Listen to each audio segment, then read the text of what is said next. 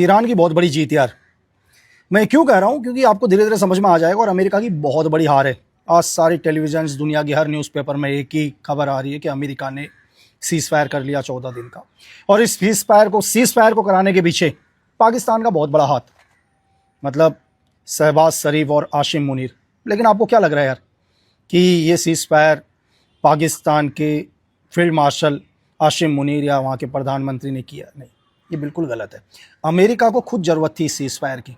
America को समझ में आ गया था अगर सीज फायर नहीं करेंगे तो ईरान उन्हें धुआं धुआं कर देगा। क्योंकि कल अमेरिका ने क्या किया, जो एक टाइम दिया था अमेरिका ने, उससे 12.5 घंटे पहले ही ईरान के ऊपर हमला कर दिया। ईरान को बहुत नुकसान पहुंचाया और अमेरिका को अच्छे से पता था कि ईरान का पलटवार होगा और ईरान ने किया। पूरी रात भर में ईरान ने बहुत मिसाइल्स अटैक करी, गल्फ में करी, तेल अवीव में करी, दुनिया भर की।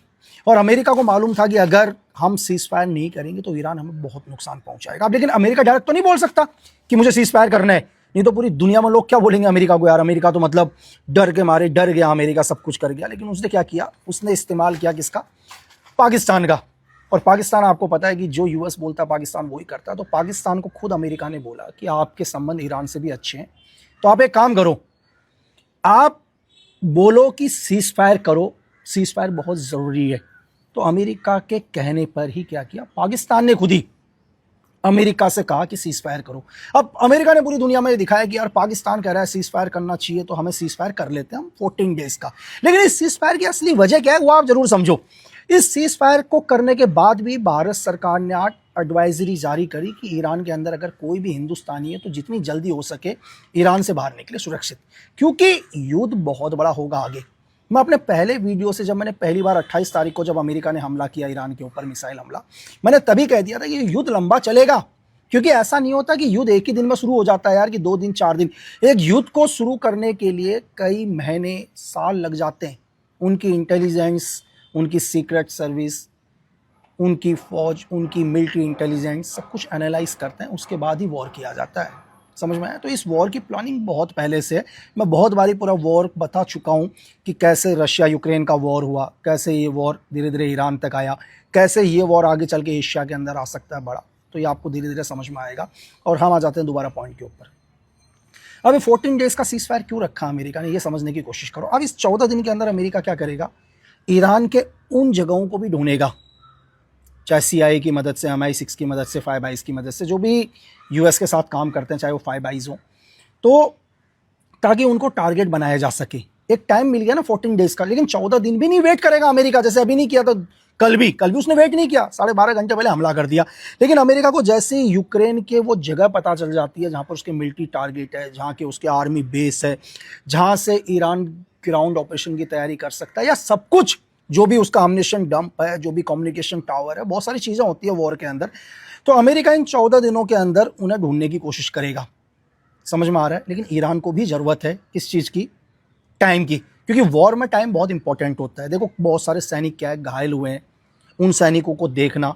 वॉर हमें कल क्या करना है, नई प्लानिंग करना, क्योंकि वॉर हर बारी प्लान चेंज होता है। ऐसा नहीं है कि हमने 5 दिन पहले सोचा कि हमारे को 6ठे दिन क्या करना है, हमें वैसा करना है, नहीं। क्योंकि इन 5 दिनों के अंदर क्या हो गया, वॉर के अंदर हालात चेंज हो चुके हैं। समझ में आया?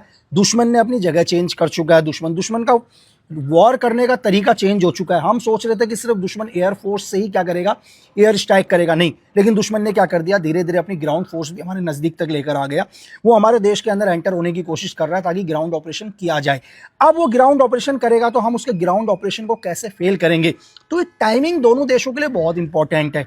ऐसा नहीं है, मैं ये नहीं बोलूंगा कि ये सिर्फ अमेरिका के लिए इंपॉर्टेंट है। इंपॉर्टेंट ये किस चीज के लिए, ईरान के लिए भी बहुत जरूरी है। तो मेरी बात समझे। लेकिन हार इसमें अमेरिका की हुई है, क्योंकि अमेरिका ने सीज फायर किया है। आप समझ रहे हैं, एक ईरान जिसको सारा नाटो मिलकर मार रहा है, यार मैं तो नाटो ही बोलूंगा ना।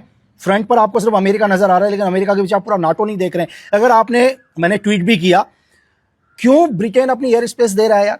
कल जो बॉम्बर्स उड़े थे ब्रिटेन की धरती से ही उड़े थे ना, तो इसका मतलब कहीं ना कहीं ब्रिटेन भी है पीछे। साइप्रस से जॉइंट ऑपरेशन कौन कर रहा है, MI6, CIA, DGSC, सब के सब क्या कर रहे हैं, जॉइंट ऑपरेशन कर रहे हैं। यानी कि मिलकर ये लोग क्या कर रहे हैं, इंड भी मिलकर कर रहे हैं, जॉइंट ऑपरेशन भी मिलकर चला रहे हैं। लेकिन कह रहे हैं कि सिर्फ अमेरिका इस वॉर में या इजराइल इस वॉर में, ऐसा कुछ नहीं है। और एक तरफ नाटो पूरी दुनिया के अंदर क्या भरम फैला रहा है कि हम तो अमेरिका का साथ नहीं देंगे। ये तरीका होता है यार, ये सब एक ही है, ये अभी से नहीं है। ये आरंभ से लेकर एक ही हैं, इनका काम है पूरी दुनिया को कैसे गुमराह करना। ठीक है, अभी बहुत सारी न्यूज़ों में ऐसा चलने लग गया कि ट्रंप के ऊपर क्या है 80 सांसदों का दबाव हो गया, तभी ट्रंप ने सीज़फायर कर दिया। आपको क्या लग रहा है कि 80 सांसदों का दबाव हो गया तो ट्रंप ने सीज़फायर कर दिया? नहीं यार, उन्हें सब पता होता है क्या करना है क्या नहीं करना। लेकिन एक चीज़ कि ईरान ने इस वॉर को जो भी दुनिया ने सोचा उससे 1000 गुना अच्छे तरीके से फाइट किया, और हर बात का जवाब ही नहीं दिया, 10 गुना खतरनाक जवाब दिया। अमेरिका ने स्ट्राइक करी, ईरान ने हज़ारों मिसाइल गिरा दी। और कल ही ईरान ने एक चीज़ दावा किया, अगर आपने रशियन टुडे पढ़ा हो जिसने भी, उसने बोला कि मेरे पास अभी 15,000 मिसाइल्स, 45,000 ड्रोन सेफ हैं। अगर ईरान इतना बोल रहा है तो समझ लो 3 गुने होंगे, क्योंकि दुनिया का कोई भी देश, कोई भी मिलिट्री अपनी पूरी पावर नहीं दिखाता, ठीक है, अपनी पूरी स्ट्रेंथ नहीं दिखाता। ये धीरे धीरे वॉर में समझ में आता है। लेकिन ईरान के साथ जो भी इस टाइम देश हैं, उनकी इंटेलिजेंस विंग बहुत खतरनाक यार। आप समझ रहे हो कि इतने सटीक टारगेट कि जहां पर चाहा वहीं पर नुकसान किया, और हर टारगेट ने बहुत बड़ा नुकसान किया अमेरिका का। अमेरिका का क्या नुकसान किया यार? पूरा गल्फ हिला दिया यार, पूरे के पूरे। जितना अमेरिका परेशान नहीं है, पूरा दुबई परेशान है, सऊदी परेशान है, सबके सब कह रहे हैं यार कि हमने क्यों अमेरिका को एक स्पेस दे दी। अब आ जाते हैं पॉइंट की, मुद्दे की बात, वॉर कब बंद होगा। देखो, वॉर तो लंबा जाएगा, इसमें कोई शक नहीं, लेकिन वॉर जो बंद होगा उसकी सबसे बड़ी शर्त पता है क्या होगी आने वाले टाइम में? ईरान एक चीज़ बोलेगा, ये शब्द ईरान के होंगे, लेकिन ईरान के पीछे कौन से देश हैं वो आपको आने वाले वक्त में पता चल जाएगा, क्योंकि किसी भी देश की नेशनल सिक्योरिटी पर हमारे को भी अधिकार नहीं है कि हम बात करें। लेकिन ईरान की शर्त क्या होगी मैं आपको आने वाले टाइम में बताता हूँ। आज ईरान बोलेगा ठीक है हम इस वॉर को बिल्कुल ख़त्म कर देंगे, मेरी बात समझ लो, हम नहीं करेंगे वॉर, लेकिन हमारी एक ही शर्त है कि गल्फ़ के अंदर या मिडिल ईस्ट में अमेरिका के जितने भी बेस हैं, अमेरिका उन सब बेस को खाली कर दे और वापस यूएस चला जाए। अमेरिका ऐसा कभी करेगा नहीं। क्यों? अमेरिका ने सालों लगा दिए अपने बेस बनाने में, पूरे मिडिल ईस्ट को कवर करने में, पूरे गल्फ में उसके सेना है। तो आपको क्या लग रहा है कि अमेरिका इतनी आसानी से वापस चला जाएगा? नहीं। इतने टाइम में क्या होगा, कुछ टाइम के बाद, 5 साल के बाद ट्रंप का कार्यकाल खत्म हो जाएगा, हो सकता है नए प्रेसिडेंट आएंगे, उसके बाद वॉर खत्म हो जाएगा। 20-22 साल चला ना अफगानिस्तान के अंदर अमेरिकन आर्मी, वापस जाना पड़ा, तो वॉर लंबा जाएगा और धीरे धीरे क्या होगा, न्यूज़ धीरे धीरे कम होना शुरू हो जाएंगी। इसका मतलब ऐसा नहीं कि वॉर बंद हो गया, आज भी रशिया और यूक्रेन का वॉर चल रहा है, तो इसका ये मतलब नहीं कि मतलब वॉर चल रहा है हमें नहीं पता चल रहा, क्योंकि हमारे पास इतनी न्यूज़ नहीं आ रही है, टेलीविजन नहीं आ रही है, क्योंकि टेलीविजन ने क्या कर दिया, पूरा का पूरा अमेरिका और ईरान के वॉर को कवर करने में लगा हुआ है। यहाँ तक कि अफगानिस्तान और पाकिस्तान का भी वॉर लगातार चल ही रहा है, वो भी न्यूज़ों में नहीं आ रहा। तो हमें सिर्फ वही पता चल रहा है जो हमें दिखाई दे रहा है। और वॉर का एक सबसे बड़ा क्या चीज़ है, झूठ। कौन सा देश कितना बड़ा झूठ बोल सकता है? मेरी बात समझ लो कि मैंने ईरान का इतना नुकसान कर दिया, ईरान बोलेगा नहीं मैंने इतना नुकसान कर दिया, मतलब जितना ज़्यादा झूठ हो सकता है। आज भी अमेरिका ने बयान दिया कि हमने ईरान के जितने टारगेट थे बर्बाद करना चाहते थे, उससे ज़्यादा हमने बर्बाद कर दिए। बिल्कुल एक नंबर का झूठ। अगर तूने उतने ही टारगेट बर्बाद कर चुका होता तो आज अमेरिकन आर्मी ईरान की धरती पर होती। आप समझ रहे हो? ग्राउंड ऑपरेशन नहीं कर पाए, अमेरिकन आर्मी नहीं घुस पाई, इन्होंने अपने पायलट को रेस्क्यू करने के लिए जरूर भेजा, लेकिन पूरी दुनिया को बताया नहीं इनका कितना नुकसान हुआ है। मैंने ट्वीट पर इनका एक एक नुकसान भेजा हुआ है, कितने इनका नुकसान हुए, कितने जवान घायल हुए, कितने इनके फाइटर पायलट या फाइटर प्लेन या हेलीकॉप्टर को नुकसान हुआ, आप ट्वीट पर देख सकते हैं यार। लेकिन मैं आपसे एक ही चीज़ बोलूँगा कि हमेशा खुश रहो।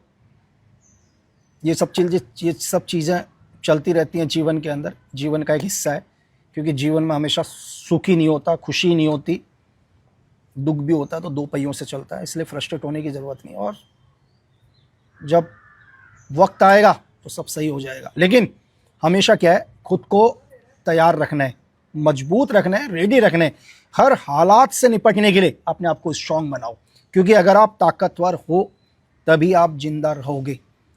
इन सभी वॉर से पूरी दुनिया को एक चीज़ अच्छे से समझ में आ गया कि जीवन के अंदर कौन जीवित रहेगा या कौन सा देश पावरफुल रहेगा, जो देश स्ट्रांग है। मैं बहुत पहले से कह रहा हूँ, आप 1 साल पहले के वीडियोस देख सकते हैं, 2 साल पहले की मेरे इंटरव्यूज़ देख सकते हैं। मैंने एक ही चीज़ बोली है कि ताकतवर बनो, क्योंकि ताकतवर के लिए जीवन में कोई कानून नहीं लगते।